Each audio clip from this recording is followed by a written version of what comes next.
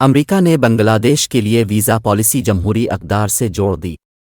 غیر ملکی media reports کے مطابق امریکی وزیر خارجہ انٹونی بلنکن کا کہنا ہے کہ نئی ویزا پالیسی بنگلہ دیش میں آزاد، شفاف اور امن قومی انتخابات میں معاونت کے لیے ہے۔ انٹونی بلنکن نے کہا کہ جمہوری انتخابی عمل کو سبوتاژ کرنے والوں کو امریکی ویزا نہیں ملے گا۔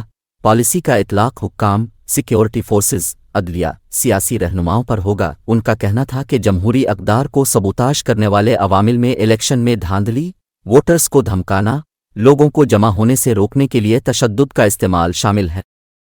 انٹونی بلنکن کے مطابق سیاسی جماعتوں، ووٹرز، سول سوسائٹی اور میڈیا کو موقف پیش کرنے سے روکنا برداشت نہیں۔ بنگلہ دیشی حکومت کو پہلے ہی اس پالیسی سے آگاہ کر دیا گیا تھا۔